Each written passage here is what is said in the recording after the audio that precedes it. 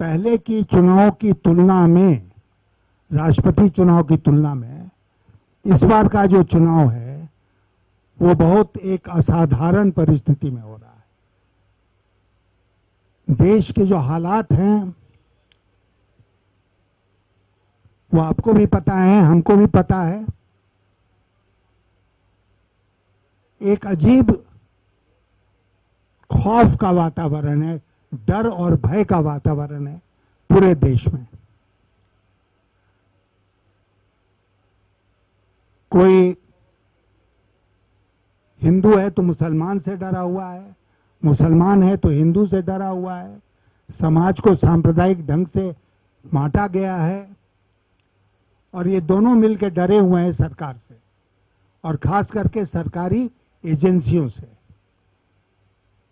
मैंने प्रशासन और पब्लिक लाइफ में 60 साल गुजारे हैं।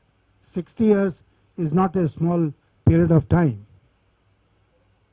60 साल में मैंने इतना आतंक कभी नहीं देखा सरकारी एजेंसियों का जितना मैं आज के दिन देख रहा हूं। मैं 5 वर्षों तक अटल जी की सरकार में वित्त मंत्री था। ये जो इनफेमस एनफोर्समेंट डायरेक्टरेट है ये उस समय वित्त मंत्रालय के अंतर्गत थी। इनकम टैक्स वगैरह तो था ही।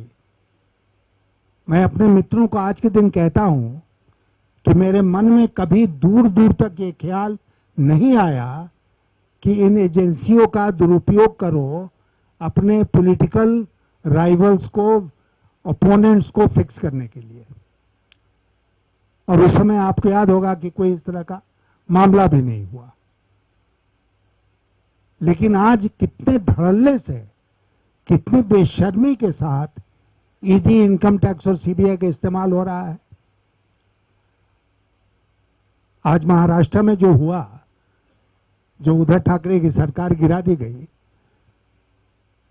आप क्या समझते हैं कि वो एकनाथ शिंदे बोधि ट्री के नीचे बैठे, अचानक उनको ज्ञान आया 2.5 साल के बाद की सरकार को गिरा दो और इसमें लग गए? नहीं, इसके पीछे की एक लंबी चौड़ी कहानी है। और आज तो उसका बहुत खुलासा हुआ जब मैंने देखा कि कुछ ऐसे सांसद शिवसेना के उद्धव ठाकरे के ऊपर भी जब दबाव बना रहे हैं कि आप, जो राष्ट्रपति का चुनाव हो रहा है उसमें आप वोट कीजिए बीजेपी के उम्मीदवार के लिए, तो खेल साफ है। गोवा में तो इनकी सरकार है, फिर भी कांग्रेस पार्टी को तोड़ने पर क्यों लगे हुए थे? इसलिए मीडिया के हमारे मित्रों कि हम एक ऐसे माहौल में जी रहे हैं आज के दिन जहां हुकूमत में बैठे हुए लोग नहीं चाहते हैं कि कोई दूसरा कहीं भी सत्तानशीं हो, वो कहीं भी सरकार चलाए, कहीं भी जीते। अगर जीत कर आता भी है जनता के आशीर्वाद से तो उसको गिराया जाता है अनेक साधनों का दुरुपयोग करके, जिसमें सरकारी साधन भी। हम लोगों ने तय किया है इसको हम बर्दाश्त नहीं करेंगे।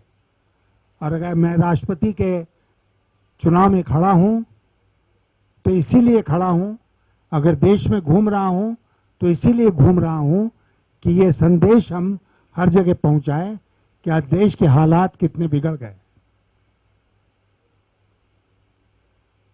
और अगर मैं चुना गया तो मैं आज आपसे वादा करके जाना चाहता हूं, आप देखेंगे कि मेरे शपथ लेने के दूसरे दिन से ही इस प्रकार की हरकत बंद हो जाएगी। कैसे बंद हो जाएगी? मेरे पास कोई पावर तो है नहीं, या नहीं होगा कि मैं सरकार को कहूं कि ऐसा मत करो। लेकिन राष्ट्रपति की एक मॉरल अथॉरिटी होती है, एक उनका नैतिक अधिकार होता है जिसका उपयोग किया जा सकता है और जिसको करना चाहिए। मैंने कई जगह इस बात को कहा है कि पिछला 5 वर्ष जो राष्ट्रपति जी का रहा वो खामोशी के 5 वर्ष रहे,